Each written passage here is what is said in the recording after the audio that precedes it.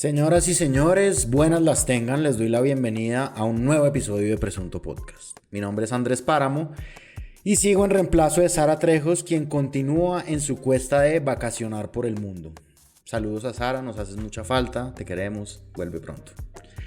Hoy, por supuesto, vamos a hablar de eutanasia, que es un tema delicado y que requiere una serie de cuidados a la hora de su tratamiento. Y eso vamos a hablar en el aspecto macro, pero específicamente vamos a hablar sobre el caso de Marta Sepúlveda. Para ello nos acompaña nuestra titular en plena, María Paula Martínez. ¿Cómo estás? Desde Costa Rica. Buenas, pues muy contenta primero de volverles a ver, de reencontrarme con Camila, que tal vez fue de quien hace algunos años aprendí sobre eutanasia, precisamente en su proyecto de grado, que además hoy es precisamente eso mismo lo que la tiene aquí y trabajando desde el DESLAB en el caso de Marta y de tantos otros de eutanasia que nos va a contar hoy y que vamos a poder como ir y venir entre el papel de los medios y la narrativa otra vez sobre la muerte, que creo que a todos nos interesa llegar ahí. Santiago Rivas. Buenas. Qué tema denso, pero además qué tema urgente, ¿no? Curioso que algo que uno trata de aplazar tanto termine siendo un tema tan absolutamente urgente. De acuerdo. Y como nos spoileó María Paula, nos acompaña una invitada de lujo, Camila Jaramillo, que es abogada de Desk Lab, que es el Laboratorio Jurídico de Derechos Económicos, Sociales y Culturales, una ONG que tiene un capítulo de incidencia jurídica y pues de impacto público muy importante en el área de muerte digna. Tan importante es el capítulo de incidencia que tiene esta ONG que Camila es la abogada de Marta Sepúlveda y su familia. Entonces es un honor, Camila. ¿Cómo estás? Bien, gracias por la invitación. Precisamente pues cuando Toma el Control nació y María Paula me ayudó a crearlo, pues nunca pensé que iba a terminar en estas, pero aquí estamos. Les recuerdo que pueden entrar a presuntopodcast.com y unirse a las comunidades. Primero los invito a que sean miembros de Patreon si quieren donar y hacer este proyecto posible y viable. Y también pueden seguirnos en nuestro Twitter, @presuntopodcast.com, y seguir nuestra charla en el servidor de Discord. Todo esto lo encuentran en nuestra página de internet presuntopodcast.com.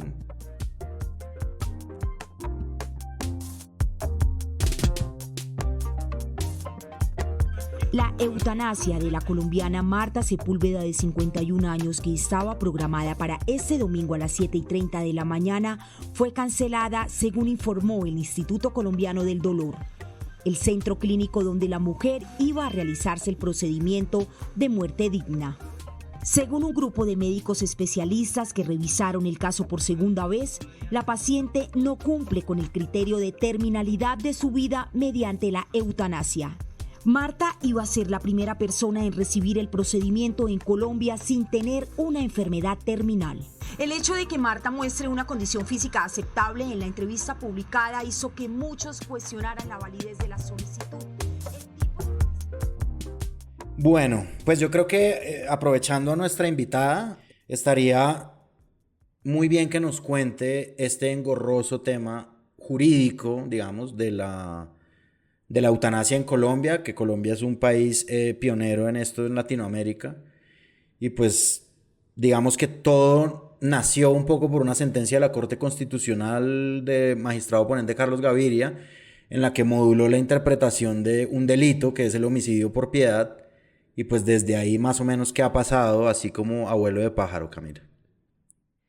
Pues como bien lo dices, en el 97 con esta sentencia se despenalizó la eutanasia cuando se cumplen unos requisitos. En ese momento era ser diagnosticado con una enfermedad terminal, prestar el consentimiento libre, informado e inequívoco, y que esa enfermedad causara dolores insoportables, incompatibles como con la idea de vida digna de la persona.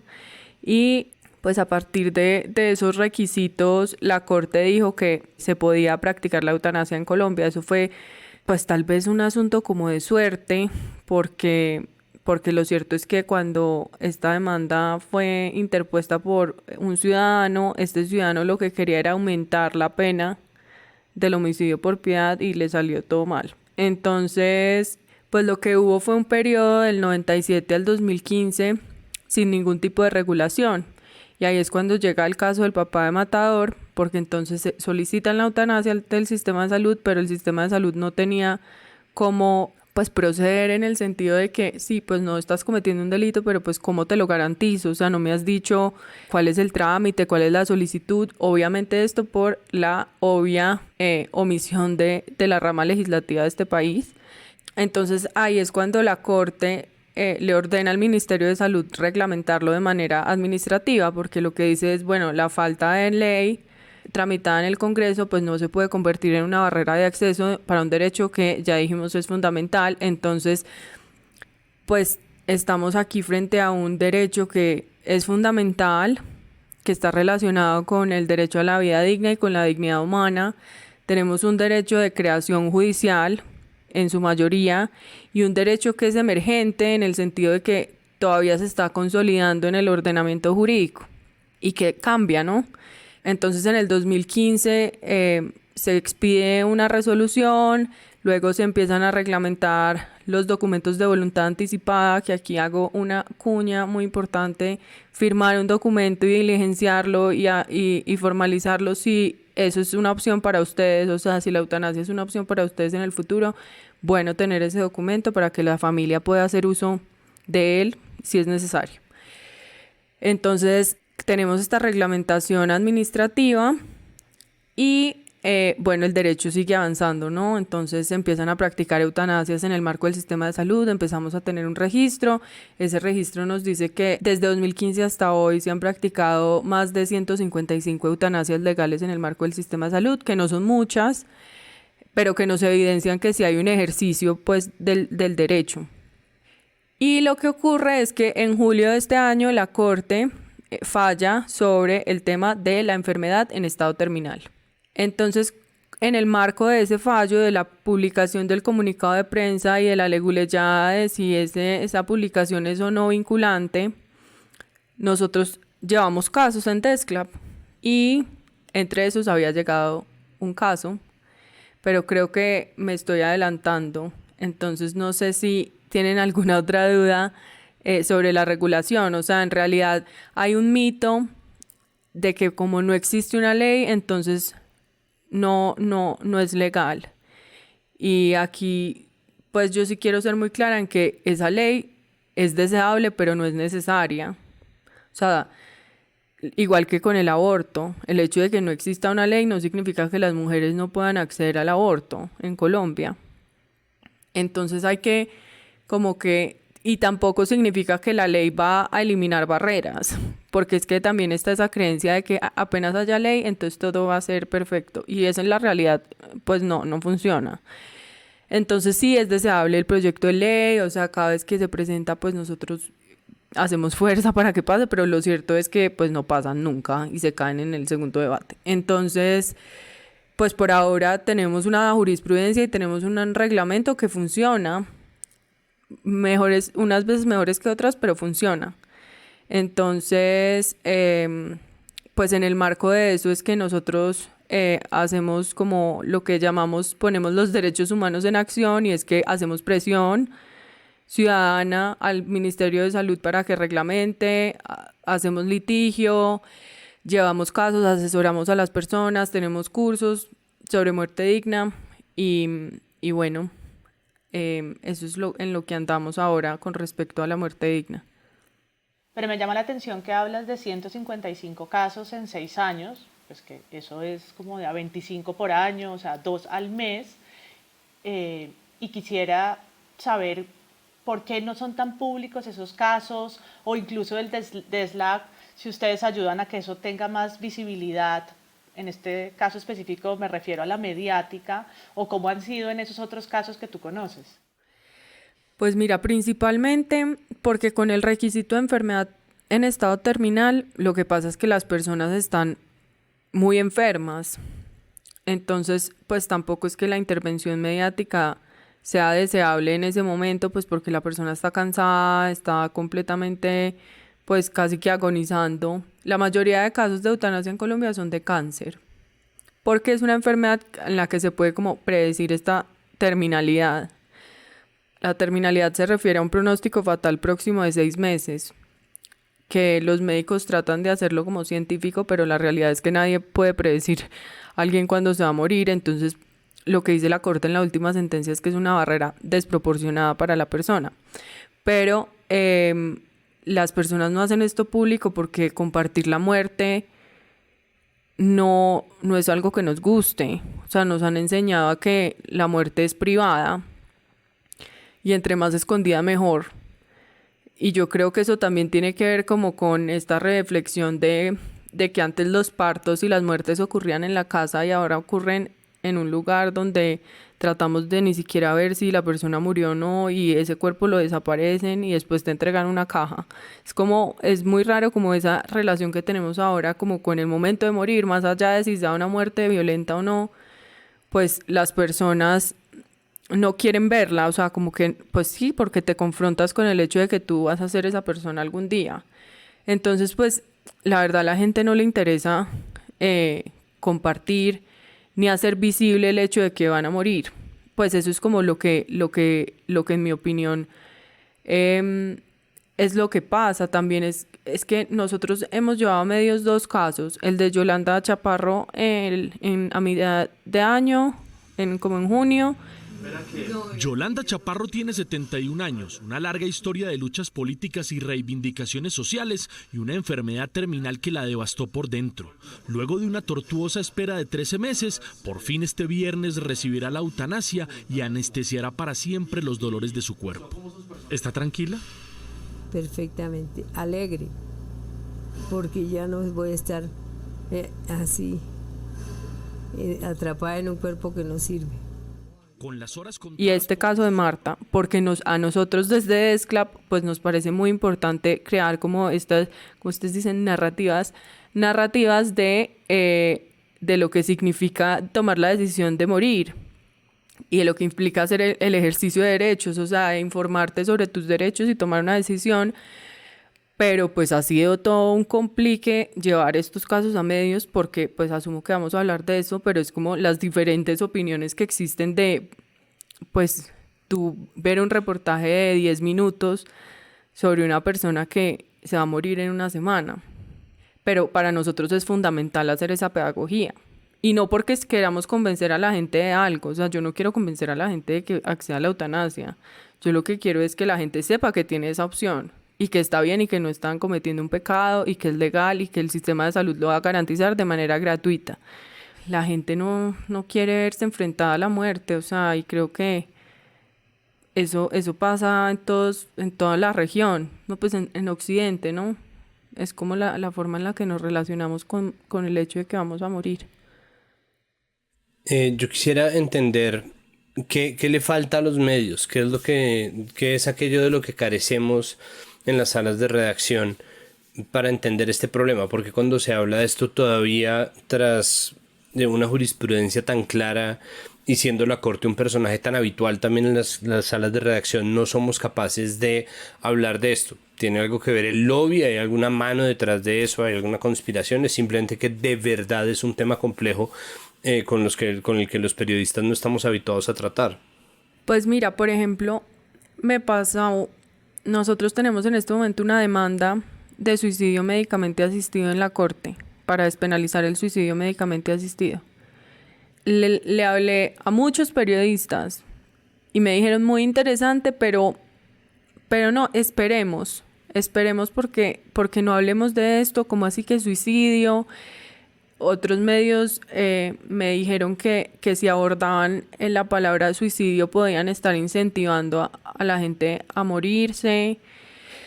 Yo creo que es miedo a tratar temas difíciles y a no abordarlos como de la manera más, pues como entre comillas, correcta. Entonces pues prefieren como evitar el tema y no meterse como en ese lío. Ahí yo, por ejemplo, sí tengo que entrar a terciar y decir que efectivamente existe dentro de otros generadores de incidencia una especie de activismo en contra del suicidio, sobre todo por la epidemia, la pandemia de depresión global que subsiste, o sea, que viene desde antes de la epidemia del COVID-19.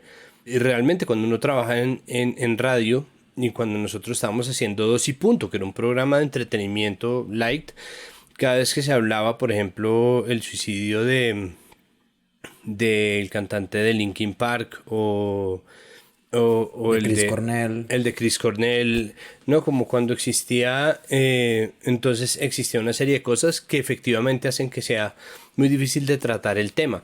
Es decir, en este momento pensando, o sea, en ese momento cuando uno se lo dicen pensando en quien pueda estar pensando en eso y de repente se le cuenta como si fuera una gran noticia y sabiendo obviamente que la gente, no con mala intención, pero sí para tratar de atraer personas con drama, puede hacer de eso un asunto importante que puede incentivar a alguien.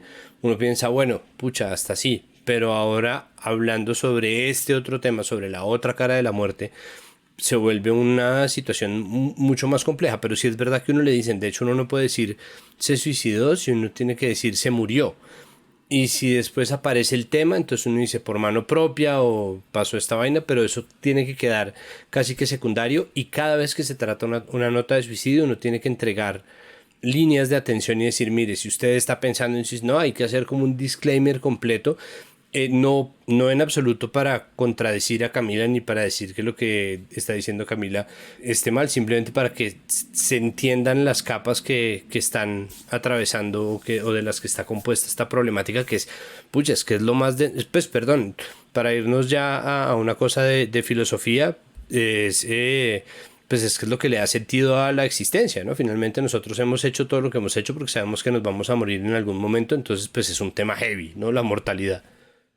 Pues mira, cuando Marta tomó la decisión de que salir en medios era una opción, lo hizo como parte de una pedagogía.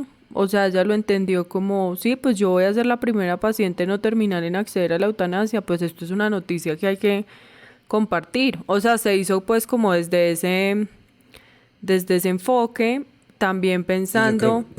Y yo creo que Juan David lo pensó así también, ¿no? Como hay una noticia, Exacto. Un desarrollo jurisprudencial de la Corte Constitucional nuevo frente a este derecho, y esta es la primera paciente, ¿no? O sea, sí es un hecho noticioso, claro, válido. Y pues, cuando ¿no? hablamos con él como sobre cómo abordar el tema, pues había que mostrar la realidad de Marta, y es que ella no está agonizando, o sea, pues no está en estado terminal, ¿no? Entonces también hubo una intención de, pues Marta no puede caminar sin ayuda, pero pues la idea era que no estuviera acostada en una cama y el reportaje fuera ella acostada en una cama, pues porque eso es lo que la gente está acostumbrada a ver. Es como, ok, tú vas a practicarte la eutanasia, pero porque puedo ver tu sufrimiento. Entonces, como veo tu sufrimiento, valido la decisión que estás tomando.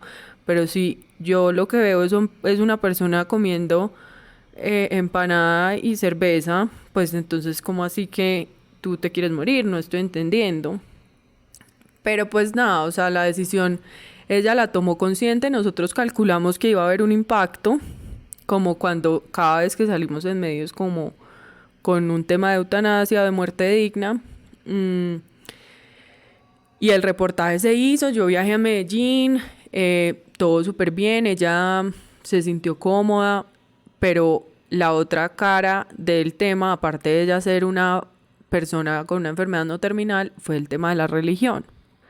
Y la verdad es que el reportaje habla de 2 segundos de la paciente no terminal, y el resto del reportaje es la pregunta de cómo alguien que es activamente católico reconcilia la idea de Dios y la idea de la eutanasia. Entonces, pues lo cierto es que tú terminas viendo a una mujer madre católica paisa que toma la decisión de morirse aunque no esté agonizando. Y yo lo único que pensaba era como, pues qué impacto va a tener. Yo dije, bueno, esto va a ser impactante, pero yo no sé si hay veces yo ya estoy tan relacionada con esto que ya como que nada me impacta. Entonces yo dije, no, pues quedó súper chévere, vámonos otra vez para la casa. Y salió ese reportaje y la gente se volvió loca. Marta Lidia Sepúlveda sabe que se va a morir el próximo domingo y sonríe. Come patacón con guacamole, liviana y despreocupada, como si la muerte no la acechara a la vuelta de la esquina. Apura una cerveza para bajarle al calor del mediodía, se carcajea sin tregua con su hijo Federico y ultima detalles sobre lo que viene con Camila, su abogada. Entre frijoles y chicharrones conversamos sobre la vida en un restaurante de Medellín. Marta será la primera paciente con un diagnóstico no terminal en acceder a la eutanasia en Colombia. Soy de buena suerte, tengo buena suerte, para mí sí. Y como le digo, estoy más tranquila desde que me autorizaron el procedimiento. Me río más, duermo más tranquila. Mi teléfono a los 2 días no paraba de sonar. Todo el mundo quería hablar con ella, todo el mundo no estaba impactado, que como una mujer católica iba a acceder a la eutanasia, y bueno, pues ahí ya todo lo que ustedes vieron que pasó. Claro, entonces hasta el viernes, pues sí, un gran impacto el reportaje y todo bien, pero pues nada, o sea, igual la eutanasia iba a ocurrir el domingo. Pero cuando el viernes cancelan el procedimiento, pues la primera pregunta fue, ¿será que fue un error haber salido a los medios? Pero muy rápidamente fue como, no, o sea, aquí la culpa no la tiene ni el medio y no la tiene la persona, porque es que esta persona le garantizaron un derecho y no puede ser que porque yo salga y lo exponga y sea público, entonces me lo vulneran. O sea, eso no tiene ningún sentido, al menos para mí. Y la verdad es que pues Marta en ningún momento me ha dicho que se ha arrepentido, porque ella dice que ella se va a morir cuando Dios quiera a través de la eutanasia. Entonces, pues el impacto, yo estoy segura de que fue por el reportaje de Caracol que cancelaron esa eutanasia, porque el acta lo dice. Por las imágenes de los medios de comunicación, su funcionalidad es menor a la que la paciente había expresado en la consulta. Y pues seguramente alguien vio ese reportaje y dijo, esta eutanasia no va a ocurrir, o no al menos mientras yo esté a cargo de esto. Entonces, pues al parecer lo que varios periodistas han dicho es que pues alguien en el Ministerio de Salud llamó y les dijeron que si no cancelaban esa eutanasia, pues lo sancionaban, porque la reglamentación del ministerio no está actualizada con la sentencia. En una cama. El reportaje causó revuelo nacional e internacional. Para no ir más lejos, hoy estuvo en la primera página del prestigioso Washington Post. El informe de Noticias Caracol es reseñado en el acta del pasado 8 de octubre de la IPS, que reversó la autorización de la eutanasia de Marta. El día 3 de octubre se publicó una entrevista realizada a la paciente en un medio de comunicación nacional en la cual se evidencia una funcionalidad mayor a la reportada por la paciente y sus familiares en las múltiples consultas médicas que se revisaron en el primer comité. Es decir, según este documento, Marta se vio demasiado sana en el reportaje como para acceder a la muerte digna. Por eso solicitaron una nueva valoración de urgencia y finalmente este viernes el comité científico, que fue el mismo que aprobó la eutanasia hace apenas 2 meses, señaló rotundo. Después de discutir y revisar nuevamente y de forma amplia y suficiente este caso, se concluye que ya no hay evidencia para considerar cumplimiento de requisitos definidos por la ley.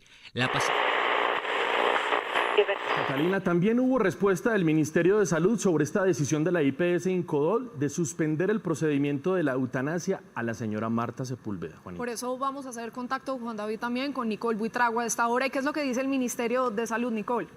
Buenas noches. Por medio de un comunicado, el Ministerio de Salud aseguró que por ahora en Colombia no se han realizado eutanasias que no cumplan con el requisito de enfermedad terminal y que ese procedimiento solo puede realizarse bajo esta condición. Sin embargo, recordemos que en julio la Corte Constitucional emitió la sentencia C-233, en donde amplía el derecho a morir dignamente para aquellos pacientes que padezcan una enfermedad incurable que provoque intenso sufrimiento. Frente a este punto, el Ministerio asegura que la Corte por ahora no ha notificado el fallo y por lo tanto no se podrían generar los efectos jurídicos. También se pronunció la EPS Sura, que estaba... Creo que empezamos, de hecho, hablando de este capítulo sobre cómo es importante hablar más de la muerte, acercarnos más a eso, pensar en el contexto, todas las formas, sobre todo en un país en donde es tan desafortunadamente fácil morirse, como Colombia, ¿no? Y por muerte violenta, que es algo que se señaló en redes hasta la saciedad, casi hasta la náusea, y era ¿no? Como entonces en este país solamente tenemos derecho a morirnos de forma violenta.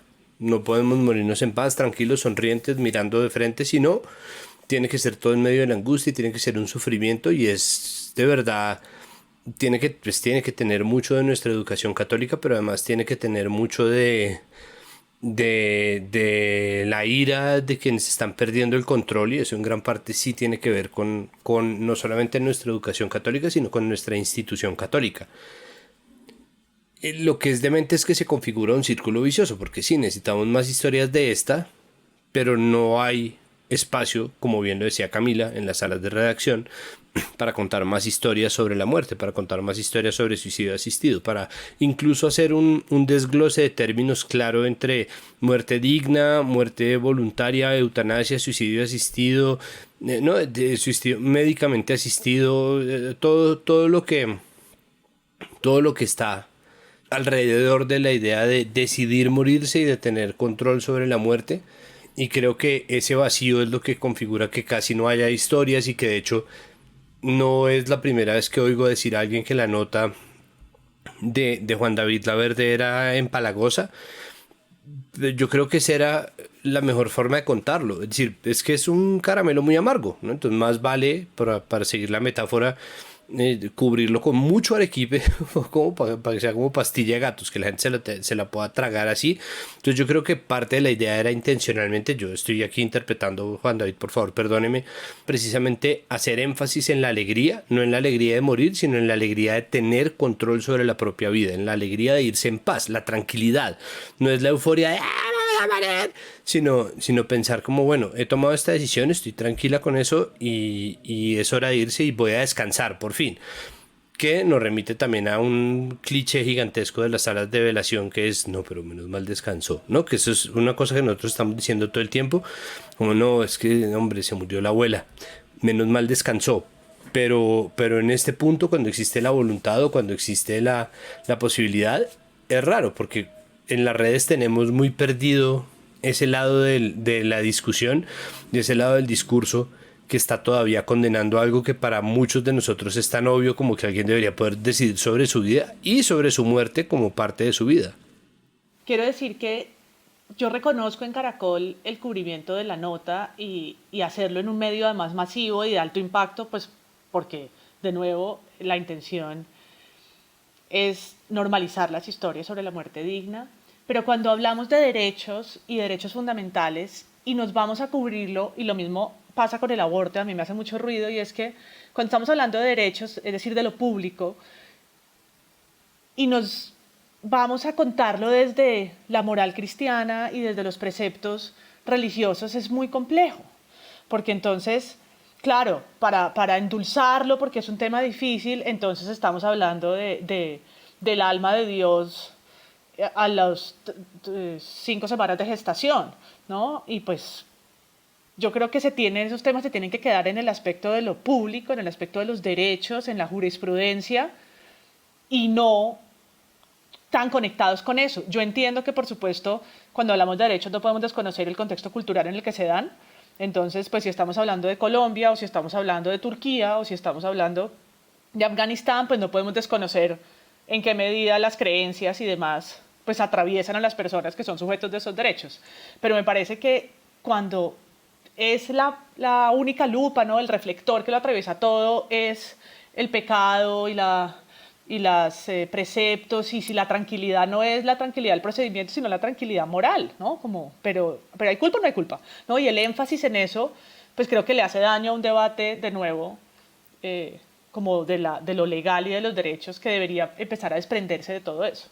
Absolutamente de acuerdo. No, yo estoy de acuerdo. Simplemente digo, en este momento es difícil hacerlo, pero sí necesitamos contarlo más. Necesitamos hablarlo más. El aborto ha contado con la buena suerte de tener muchas activistas a su favor, y una discusión pública muy fuerte. De pronto porque es más la gente, es decir, es mayor el problema de salud pública que configura los abortos clandestinos y la prohibición del aborto, que en tamaño el problema de salud pública, que no es un problema de salud pública que pueda configurar la gente que quiere morir tranquilamente cuando ha sido declarada terminal o no. Yo tengo un comentario con respecto a lo que decía María Paula, y es que yo entiendo que el foco no debe ser la religión porque estamos hablando de derechos y demás, pero es que casi no hemos hablado de esto y vivimos en Colombia y yo creo que era necesario tener la conversación de cómo nuestras creencias religiosas no deberían interferir con el ejercicio de derechos. Y yo creo que lo que la nota estaba buscando era mostrar que no es necesario creer X o Y para poder hacer pues como facultad de lo que te permite la norma. Es decir, todas las personas que acceden a la eutanasia pues planean, se despiden y demás, pero no todas las personas que acceden a la eutanasia son católicas y creyentes de Dios, como lo es Marta además, porque Marta reza todos los días. Es decir, yo creo que pues como periodista Juan David Laverde lo que buscaba era pues eso, o sea, como generar esta discusión que yo entiendo que deberíamos hacerla solo de derechos y que la eutanasia es un derecho y entonces hablemos mejor como de otra cosa, pero pues es que la decisión de la eutanasia de Marta estaba completamente atravesada por su religión. Entonces, pues yo digamos que creo que no sabría qué periodista no hubiera usado de esa manera la religión, de verdad. O sea, pues yo entiendo que de pronto el foco fue mayor de lo que algunos hubieran utilizado, pero yo sí creo que era necesaria tener esa conversación. Conozco casos de personas que son católicas o eran católicas y no contaron nunca que habían accedido a la eutanasia o familiares que nunca hablan de que ayudaron a alguien a practicarse la eutanasia porque son católicos. Y esta era una persona que estaba diciéndoles básicamente: yo soy una mujer educada que hice ejercicio de mis derechos y sí creo en Dios, pero pues Dios me está permitiendo acceder a esto y yo no me voy a ir al infierno por acceder a esto. O sea, qué importante. Yo creo que es que también uno se rodea de personas que tal vez no practican su religión de esa manera, pero es que en Colombia todo el mundo es así. Entonces, yo creo que el mensaje sí es muy poderoso. O sea, contarle a la gente un domingo a las 7 de la noche, que es como el noticiero más visto en Colombia, y mandarle una nota de 10 minutos sobre una persona que está diciendo: si Dios es mi padre, Él no me quiere ver sufrir y yo por eso voy a morirme de manera anticipada porque yo escogí una fecha y una hora y Él me apoya. O sea, eso es un vómito que nadie se quería tomar. Entonces, pues yo la verdad entiendo como que a algunas personas les haya parecido empalagosa, pero yo creo que el mensaje que se comunicó con esa primera nota era muy importante y había que hacerlo algún día. Es decir, puede que esta sea la única nota que vaya a ser así y ya, y pues ya no vamos a hablar más de la intersección catolicismo-eutanasia, pero yo creo que se necesitaba ese discurso. Claro, lo que terminó pasando pues fue un desastre, pero yo creo que en Colombia y en Latinoamérica, y por eso es que la nota creció tanto. O sea, si ella hubiera sido la primera paciente no terminal, pues sí hubiera sido importante, pero yo creo que lo más importante era el tema de la religión y el tema de que había una mujer que estaba tomando esa decisión y que decía que Dios la estaba apoyando en esa decisión. Yo creo que lo más importante también sucedió después, porque con el tema religioso me refiero, y es que si bien como la primera versión de la nota hizo ese énfasis, pero para contar, por supuesto, que la noticia era el acceso que iba a tener, que el acceso no sucedió, pero creo que la segunda noticia, que es la negación de ese acceso, pues puso sobre la mesa o en el debate pues precisamente el papel de la religión. O sea, lo que uno veía en Twitter y en los medios es: ¿quién dio la orden, básicamente? ¿Quién fue el que hizo la llamada? ¿Por qué no? Fijo fue la iglesia, fijo lo mueven todo, todavía nos controla la iglesia en este estado parroquial, ¿no? Y creó una conversación que me parece muy poderosa, muy necesaria sobre el tema.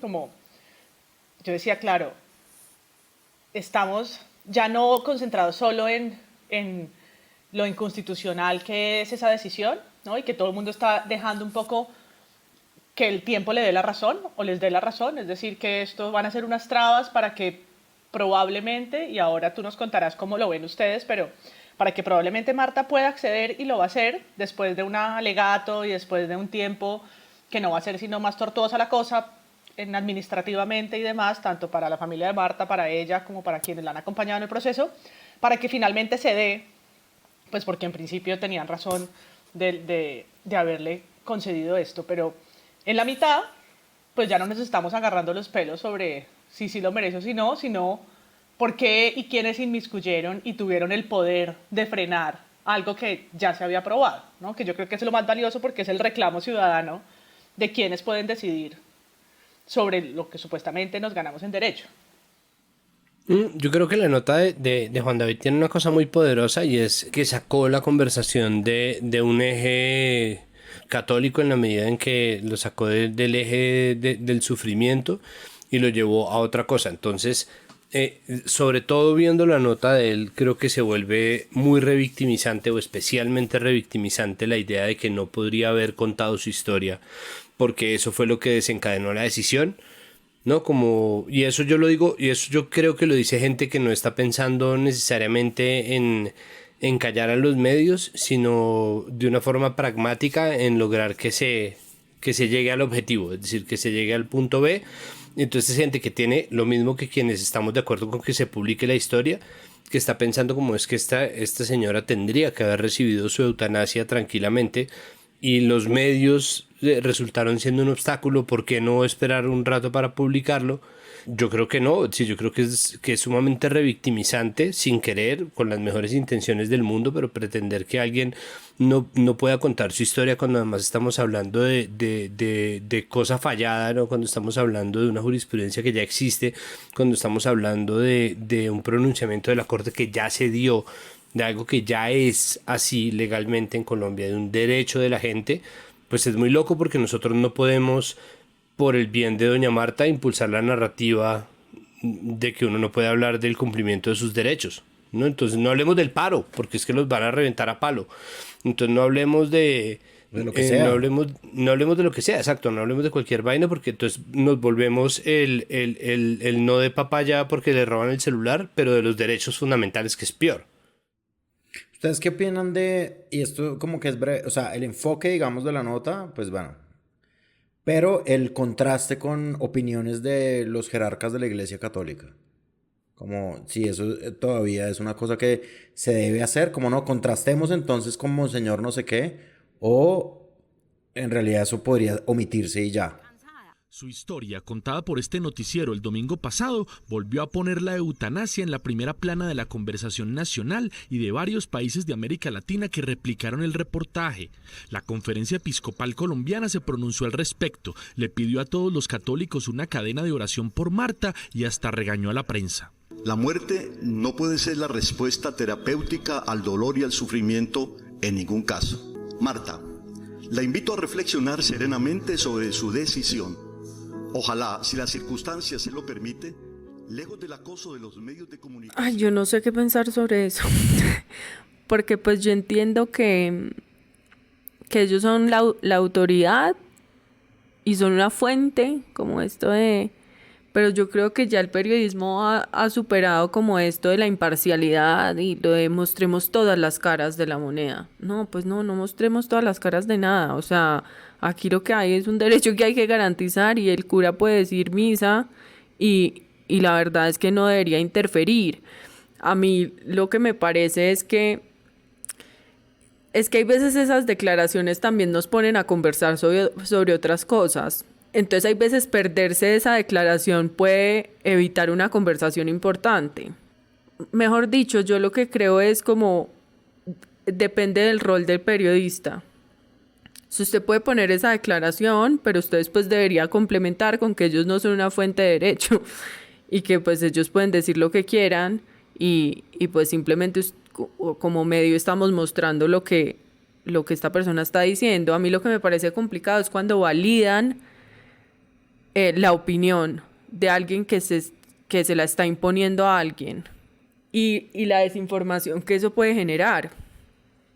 Porque estuve en un debate en un medio en Zona Franca, eso es Red Más, creo, y llevaron a un abogado católico y él empezó a decir que la eutanasia no era un derecho, que no había una ley, que eso era un invento de unos magistrados, que la objeción de conciencia inconstitucional era permitida, que cómo obligaban a los médicos. Y yo decía, no, o sea, ¿cómo vamos a permitir que en espacios de, yo no sé pues cuántas personas ven ese programa, pero yo decía, ¿qué tal que alguien vea esto y quede con la idea de que la eutanasia no es un derecho, porque no hay una ley? Y que él diga que es que no hay derecho porque no está en la Constitución y que la vida es sagrada porque el artículo 11 de la Constitución dice que la vida es inviolable. Y yo decía, callen a este señor ya. O sea, terminamos peleando, agarrados, gritando, el señor no dejaba hablar. ¿Me entiendes? Entonces ahí es donde yo digo, bueno, primero que todo, lección aprendida, no vuelvo a esos lugares, pues donde van a llevar a alguien que va a desinformar a las personas. Entonces, de acuerdo contigo, No puede decir que todas las personas que están enfermas con una enfermedad terminal también tienen un problema de salud mental. Claro que lo tienen, no, y eso no lo pueden ver los profesionales de la salud. Cuando tú estás obligado a seguir con mi... O sea, seis magistrados se inventaron, porque fueron 6 los que votaron a favor, se inventaron y otros 3. Sí, porque no están en ninguna parte ni de la Constitución ni de la ley. El derecho a la eutanasia, y te invito y los invito a todos los televidentes a que repensar esa decisión. Y en eso no, pues al final del día, si se quiere suicidar, es problema de esa persona. El problema es la eutanasia, donde la decisión individual, y ahí quiero llamar la atención sobre lo que decía ahorita la abogada Camila, es que esta cultura de los derechos individuales, que si yo tengo un derecho, entonces todos los demás tienen que ayudar a que yo lo cumpla, se está volviendo de si yo me inventé un derecho, porque en Colombia no hay el derecho a la eutanasia, sino hay unos activistas que están diciendo que 6 magistrados que no han sido elegidos democráticamente pueden crear o no crear derechos. Y eso en Colombia hay que cambiarlo, porque estas personas lo que están es favoreciendo. Y que lo llevaron a propósito para generar esa discusión, o sea, arriba rating, ¿no? Es como llevan a un provida y a una feminista en el marco de apoyo. Hablen, ¿no? Conversen. Cuando no hay escucha posible ¿no? Y solo va a haber una frustración de decir, pero estamos simplemente, ¿no? Peleándonos en pantalla. Chao. Sí, esas falsas equivalencias son, es decir, hay que dejar muy claro que frente a los derechos no hay discusión, ¿no? De hecho, a cada declaración hecha por un católico en temas en donde, o por un cura en temas en los que no tiene nada que terciar, o en los que no tiene además ningún tipo de peso ni posibilidades de alteración de la jurisprudencia en su opinión, habría que hacer una nota aclaratoria diciendo que gracias al artículo 20 de libertad de expresión y al artículo 21, creo que es libertad de culto, pueden estar hablando boberías en los medios estos señores, ¿no? Sí, o sea, lo que yo después le dije a María Camila, que es la que moderaba, era como, o sea, yo no entiendo qué vine a hacer aquí. Pues y ella me decía como, no, pero es que hay que hablarlo, y yo entiendo pues que ella partía como de una buena intención de generar como el debate y demostrar pues que las personas que están en contra de la eutanasia pues están equivocadas, pero yo creo que eso lo que genera es desinformación, y que cualquier persona, ciudadano común y corriente, pues le parezca que él argumentó mejor que yo, y entonces salga con que no, es que aquí no hay una ley, entonces la eutanasia es un delito, o esto es un invento de la Corte Constitucional, pues que es lo que dicen muchas personas. Entonces, no sé, yo creo que esos debates hay que cogerlos con pinza. Pues yo creo que yo pues a una cosa de esas no vuelvo, pero también es como que, bueno, ¿para qué los periodistas y los programas quieren hacer ese tipo de conversaciones? O sea, ¿qué construcción de ciudadanía se hace a partir de un señor y yo gritando como unos dementes? No sé, yo creo que... Y además, ¿qué balance es ese, no? Como que eso es lo que típicamente argumentan, ¿no? Como estamos haciendo un balance. Entonces llevamos al el negador de derechos y la persona que aboga por el derecho que ya pues existe. No, yo creo que al terraplanista, pues no, al terraplanista de la eutanasia, pues no Sí, hay de que acuerdo. darle un micrófono, o sea, no. Pues sí, es que además cuando es cosa fallada, es que por ejemplo, miren el nivel de elasticidad argumentativa tan loco que es, como así que el invento de unos magistrados, o sea, son magistrados. ¿Invento de qué? No, es que un abogado además, es que eso es lo que es más loco de todo, una persona que estudió 5 o más años de derecho, que tiene una licencia para trabajar como abogado, decir Y que seguro le enseñaron el rol de la Corte Constitucional en el derecho, ¿no? Pero cuidadito, ¿no? Es decir, ¿no? Y salir a decir que es que unos magistrados inventaron A, B o C, o sea, es de un obtuso que es demencial porque es, pero ahí está, yo no creo que María Camila ni la gente de Zona Franca tuviera malas intenciones, pero yo no creo que tuviera buenas intenciones tampoco. La gente no hace debates para equilibrar el discurso público. Yo creo que ellos lo hacen porque eso da rating, ¿no? Yo no creo que exista uno como, no, esperen, vivamos en comunidad, se puede discutir. Obviamente saben que no, y eso además ya está inventado, eso, ellos no están haciendo nada nuevo, eso sí algo se lo inventó Vicky Dávila y tampoco, porque eso tampoco es verdad, ¿no? Pero esa cosa de, hoy, el Papa Negro de Pereira y el Cardenal Primado de Bogotá se enfrentan en una piscina de gelatina. Como esas huevonadas que son debates no al lugar, que son debates sin noticia, que son debates sin repercusiones verdaderas en el mundo tangible, ni en la jurisprudencia, ni en nada, son debates absolutamente vacíos y ociosos. Hay una cosa que yo quiero preguntarles y es, ¿qué opinan del seguimiento, no? Y del seguimiento de la noticia, pues una noticia como Juan David Laverde lo anunció, una noticia que generó un montón de opinión en la opinión pública nacional, incluso en la internacional. Salió en la portada del Washington Post, etc. Pero digamos del seguimiento yo también me refiero como a ese tipo de notas como que a mí me parece que también es para atraer televidentes, para atraer lectores, lo que sea, de este paciente con la misma enfermedad que ella insiste en vivir. ¿Qué opinan de eso?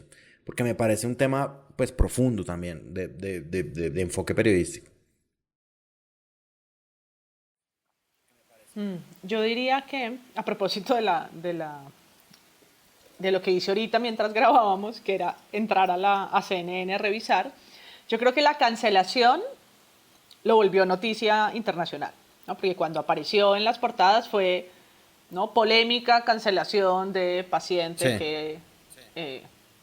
Entonces eso hizo que, no sé, se volviera como un eco más grande, que me parece interesante, porque las notas, ahí sí, distinto a Red Más, las notas internacionales, pues todas partieron del mínimo, que es decir cómo está el asunto jurídico en Colombia y reconocer lo que Camila muy bien ahora al inicio del episodio nos explicó. Entonces creo que eso es necesario para poner un poco el lugar del debate donde es. En los medios nacionales, en cambio, pues bueno, rápidamente después de anunciar la cancelación, o incluso en ese momento, ¿no? Yo veo como 3 momentos. Uno es pues la nota de Juan David, que ya hablamos, en Caracol. El segundo es la cancelación, donde ahí se habla de los medios, ¿no? Tras la noticia es cancelado. Tras la publicación de esta información en Caracol, entonces es cancelado el procedimiento. Sí, claro, el periodismo fue noticia en este caso.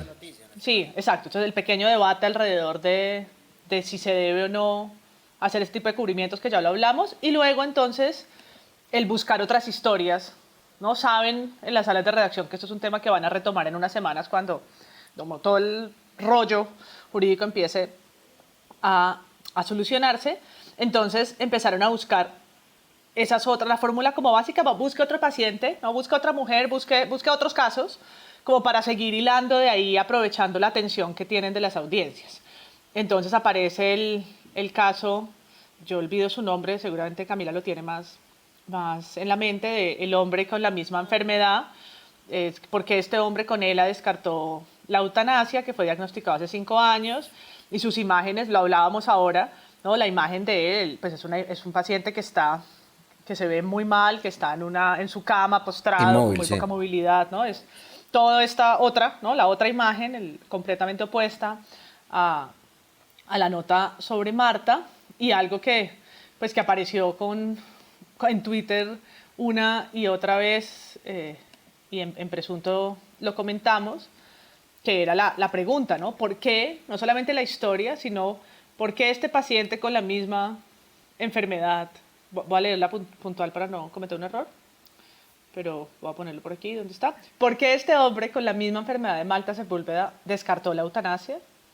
Pues generó... Porque se le dio la gana. Generó 700 respuestas de porque así es, ¿no? O sea, ¿por qué si hay aborto en Colombia yo parí 2 hijas? Pues porque me dio la hijo de madre gana, ¿sí? Tan, ¿no? Solución. Entonces, no sé, Camila, ¿ustedes cómo vieron ese post? Pues es paradójico como que Caracol sea el mismo canal que publique este tipo de cosas. Pues eso a mí fue lo que me generó como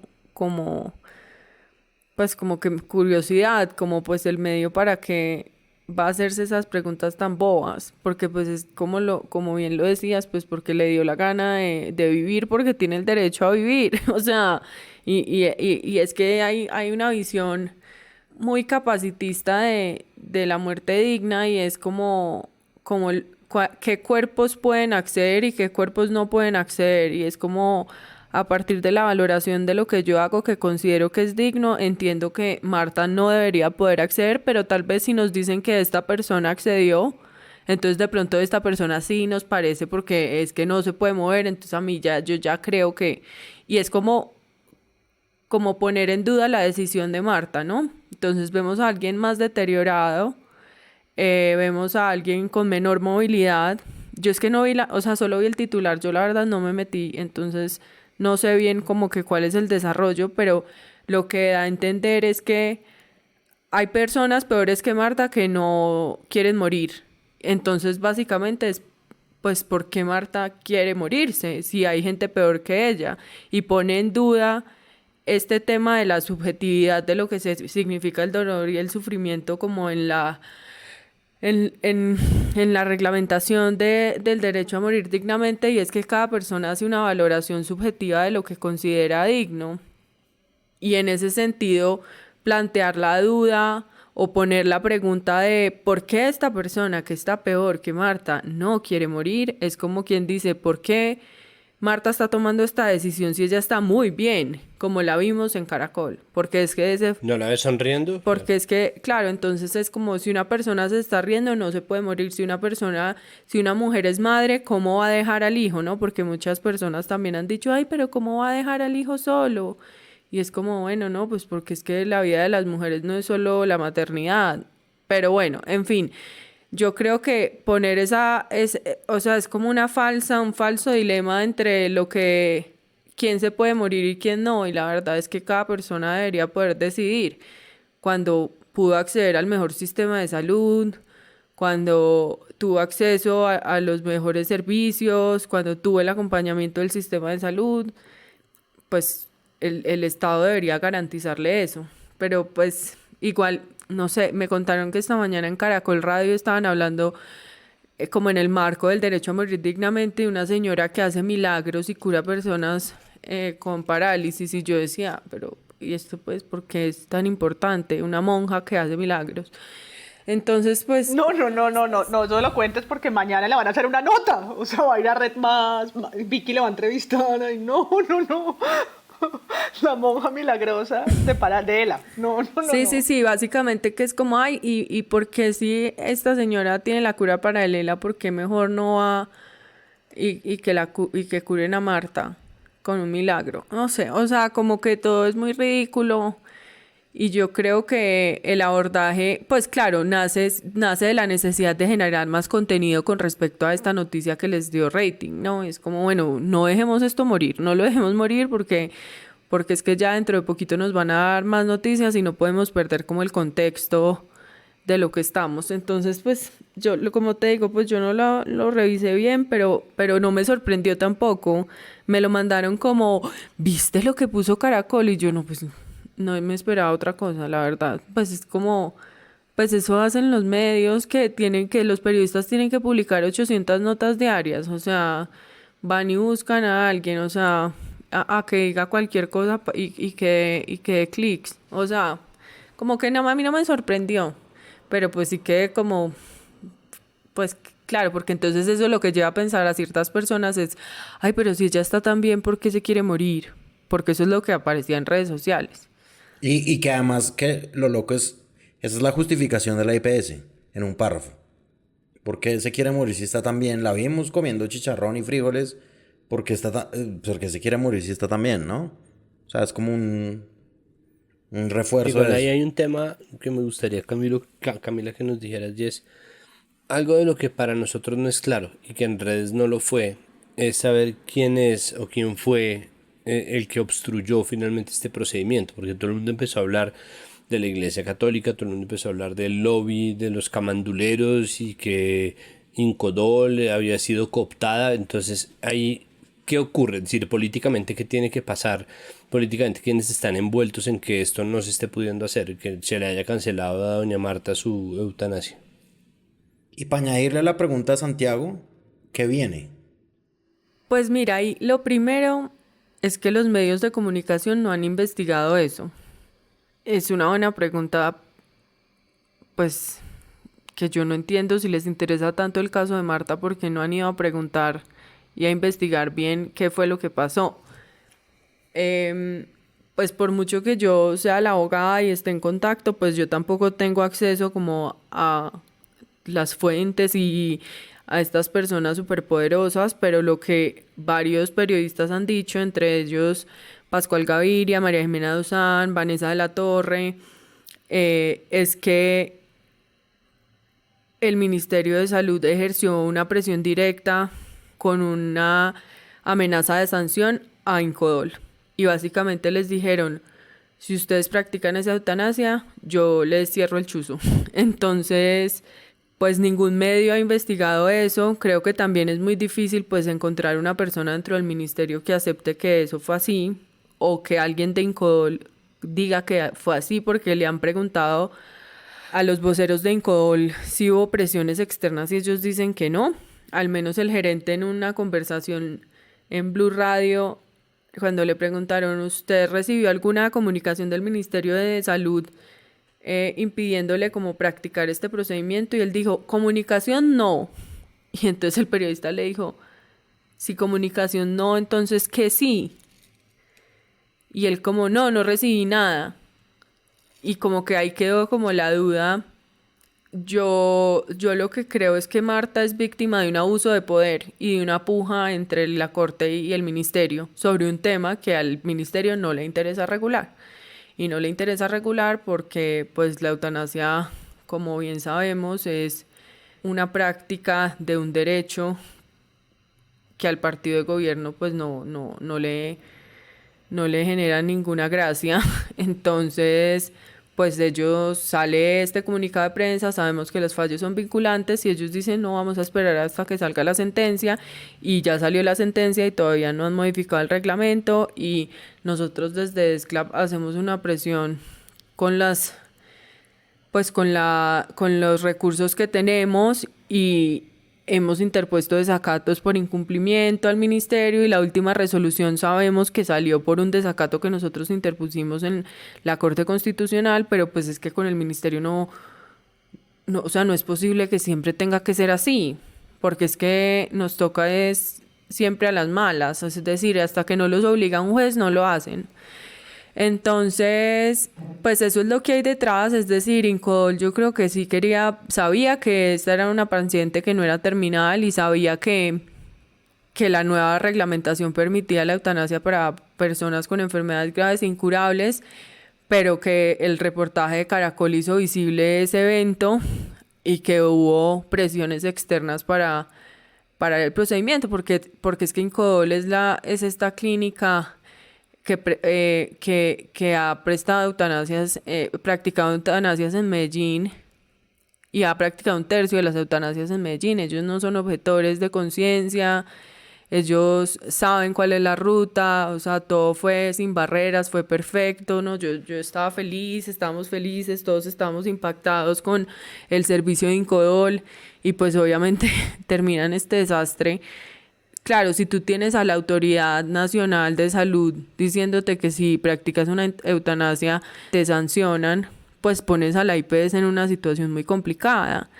Entonces, pues yo no quiero tampoco pues disculpar a Incodol, porque uno tampoco puede ser, o sea, lo pueden instrumentalizar a uno así para violarle los derechos a alguien, pero pues porque es que entonces mucha gente pues ya está, que pesar de Incodol, ¿no? Ay, qué pesar, pero pues es que entiendan que es que si no lo sancionaban y entonces ¿qué hace uno si lo están amenazando? Y yo no, pero pues entonces tu ética, o sea, ¿dónde quedó? Tus principios, ¿dónde quedan? Pero bueno, pues esa no es la discusión. El caso es que al parecer sí hubo como unas presiones externas por parte del gobierno, y lo que va a pasar es que la eutanasia pues se va a garantizar, o sea, la eutanasia va a ocurrir. Y va a ocurrir porque probablemente un juez la obligue a cumplirla lo más rápido posible cuando Marta establezca una nueva fecha. Pero pues todo esto pues es muy desafortunado, o sea, fueron días muy difíciles. Pues Marta es una persona muy fuerte y muy creyente también, entonces está tranquila, pero pues esto no debió haber pasado y la verdad es que el Ministerio de Salud tiene que hacer cumplir las normas, o sea, no. Y yo creo que los medios todavía no han entendido eso. Aunque a mí me parece que un poco lo que tú dices quedó desnudado en la entrevista que le hizo Juan Diego Alvira al gerente de la IPS, ¿no? Como que él le insistía. Yo sé que yo he defendido a Juan Diego Alvira desde hace algún tiempo hasta hoy. Pero me parece que sí quedó desnudado cuando él le preguntaba, no, pero es que no son las directrices del ministerio. Hay una sentencia de la Corte que ha dicho recientemente que ella puede acceder a este derecho que ella tiene, ¿no? Y a mí me parecía que el gerente de la IPS se quedaba un poco callado frente a esas preguntas que le hacían, ¿no? Y ahí quedó un poco desnudado lo que tú dices. Marta Sepúlveda, de 51 años de edad, iba a morir ayer a las 7 de la mañana. Así se había decidido después de un profundo y extenso debate constitucional, legal y médico.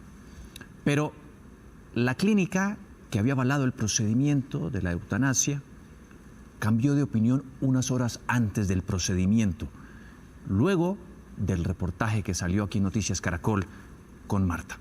Vamos a hablar con Freddy Quintero, quien es el gerente de Incodol, la clínica de Medellín, que precisamente estaba al frente de esto.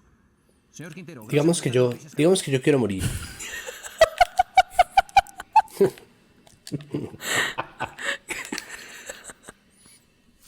Aquí tengo este mechón liso negro, mis uñas pintadas y este puñal.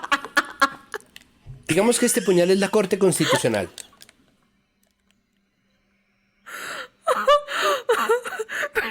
Sí le dijo así, pero es que usted lo rige es que él decía, es que nosotros no podemos practicar esta eutanasia porque ya no es un paciente terminal y la resolución dice que necesita ser terminal. Y Juan Diego Alvira le decía, pero es que usted entiende. Contradice esto la voluntad de Marta y además el aval constitucional que dio la Corte Constitucional.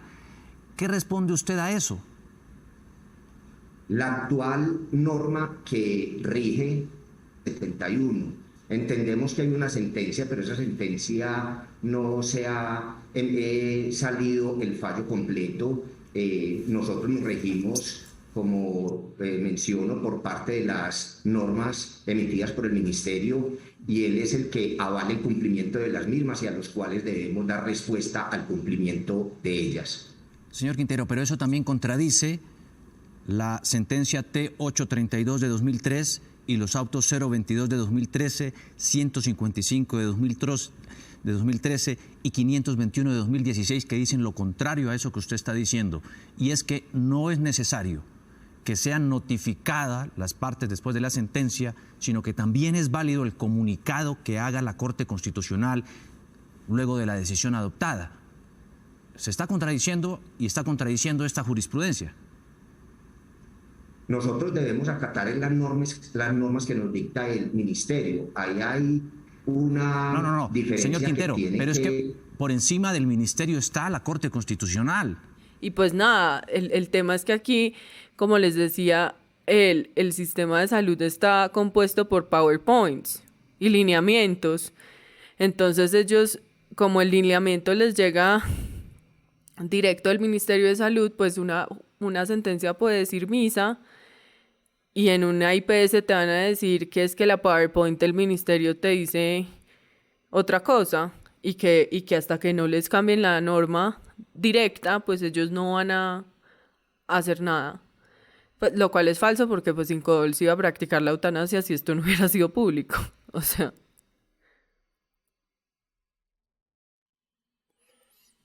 Claro, pero es que además, pues es que no, además hay una cosa que es importante aclarar, y es que efectivamente el ministerio salió con el cuento leguleyo de que es que no se les había notificado, cuando se sabe perfectamente que en cuanto se haga el comunicado y la Corte comunique que esa es la decisión, no se necesita reglamentar porque es la Corte, es decir, tiene validez constitucional. Y ahí lo que hubo digan. otro reto para los periodistas, y fue explicar todo ese...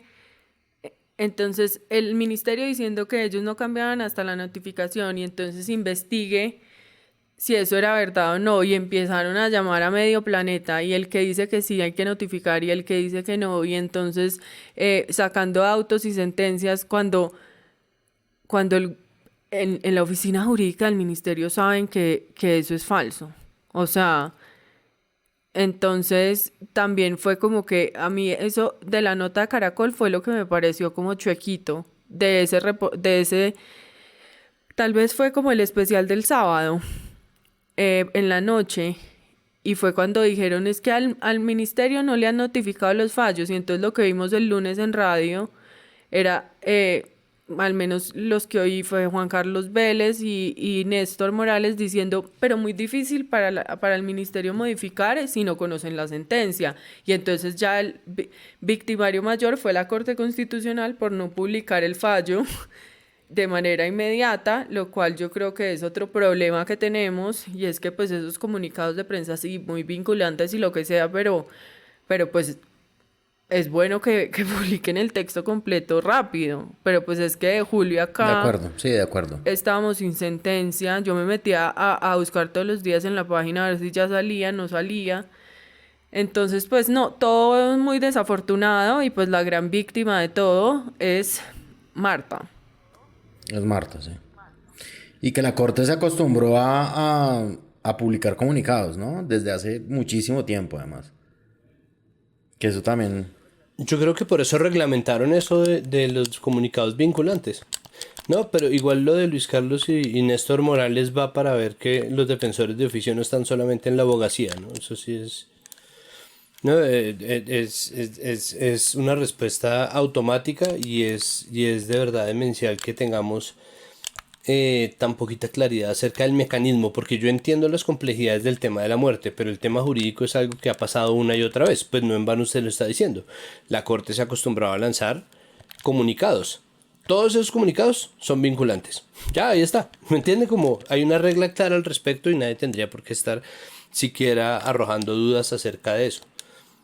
Y hay que decir una cosa, y es, si bien no es culpa de Caracol que no se haya realizado, o no se le debe achacar la culpa a Caracol, también hay que revisar ese asunto con el rating, ¿no? Porque entonces, claro, ya vemos que la única víctima es doña Marta, pero la martatón que estaban haciendo en Caracol ya está un poco heavy, o sea, como... Y que, como decía Camila, pues el otro noticionón desatendido es precisamente pues esos poderes detrás de los poderes que logran frenar esto. O sea, ahí hay una noticia, compañeros investigativos, ¿no? ¿Dónde están cubriéndola? No es solamente el titular de la FM. El fiscal general está en favor de la eutanasia para enfermedades incurables. Ah, bueno, pues fantástico, ¿sí? Felicidades por estar de acuerdo con uno de los aspectos que contempla el marco jurídico de esto. Sí, ¿cuál es la noticia ahí? ¿No? Pues bien por ti. La noticia de semana: mujer que pedía la eutanasia se suicidó en el cuarto de un hotel. Y la imagen es una jeringa, así, apuntando. Y es una noticia vieja que sucede en España. Pero esto solamente lo descubres cuando lees la historia, por supuesto, y pagas los 19.000 pesos o lo que sea que vale semana. Incluso quisieron ponerle llamas detrás a la jeringa, pero tenían ya la silueta de Petro predeterminada, entonces no pudieron meterlo. Algo así. Hay una de Diario de Occidente, de Cali, que dice eutanasia, vida, muerte y libertad. Y el titular me llamó la atención, pero de nuevo la imagen con la que la ilustran es una clínica con una primer plano de las máquinas de monitoreo y una persona en una camilla atrás volteada, ¿no? Y es como nos tenemos que volver a hablar de la representación de la muerte, de las imágenes, ¿no? Y yo creo que por eso pues, fue tan disruptivo y estamos haciendo este episodio por precisamente cambiar y girar el cubrimiento a favor, pero creo que lo que queda ahora pues son esas otras historias de poder, de investigación y finalmente cómo van a volver al caso de Marta, porque vamos a volver al caso de Marta en medios, y cómo va a quedar también en esas últimas noticias, y si van a volver registrado todo, y si van a volver otra vez a preguntarle al diácono, si van a volver y si alguien le va a dar, no falta, ¿no? Eso veo a semana para allá buscando al señor de la carta de Ana Cristina. Pero es que, o sea, yo te voy a decir lo que fue los 2 días antes de la eutanasia, la supuesta eutanasia del domingo. Medios preguntándome si podían grabar la eutanasia. Otros me preguntaron si era posible hacerse afuera de la clínica, otros me preguntaron dónde iba a ser la misa, que si iba a haber como una celebración posterior. Obviamente pues yo les dije que nada de eso era posible y que era pues una falta de respeto con Marta y con la familia, pues porque es un momento muy íntimo.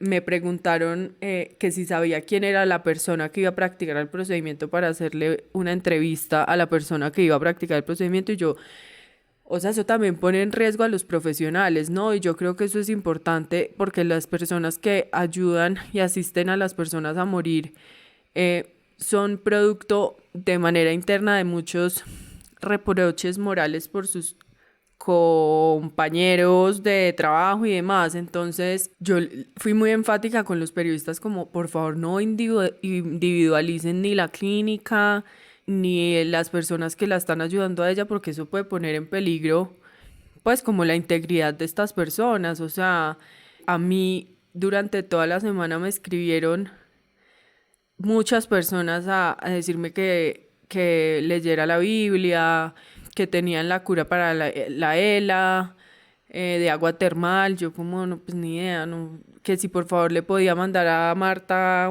libros de religión. A lo que voy es que si a mí me pasa esto y yo soy como la abogada de Marta, no quiero saber lo que le podría pasar al médico que asista a la eutanasia, y donde los medios, o sea, yo creo que ahí sí hay que tener especial cuidado, como que en qué le va a aportar a las personas conocer al médico que le va a practicar la eutanasia a una persona, es decir, y más como en el contexto colombiano, donde pues uno corre el riesgo de verdad de que le pueda pasar algo. Entonces yo creo que ahí ya como que se desfasó la atención y ya lo que querían los periodistas era cualquier noticia y tener imágenes, ¿no? Una obsesión como por tener la imagen de ella. Sobre todo, pues, claro, los medios de comunicación que tienen, pues, de televisión.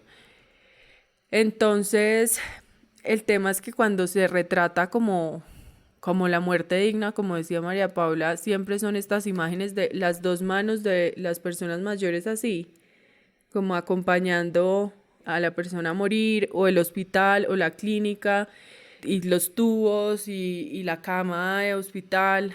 Y yo creo que esos son los imaginarios que desde Desclap estamos pues buscando cambiar, y es que no todo es hospital, la muerte no necesariamente está relacionada con la agonía, y pues eso es también lo poderoso de la historia de Marta, y es que tomar la decisión de morir no siempre tiene que ser una tragedia, aunque pues se convirtió en una tragedia ahora, pero pues hasta el viernes pasado no lo era.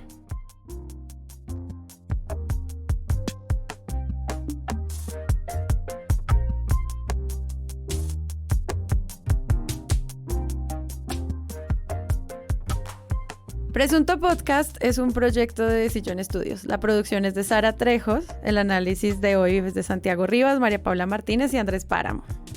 La postproducción de este episodio es de Rodrigo Rodríguez del Oro Podcast. Recuerden que pueden ir a nuestra página web, unirse a nuestra comunidad de Discord y donar a este proyecto en Patreon. Todo eso en nuestra página web. Gracias.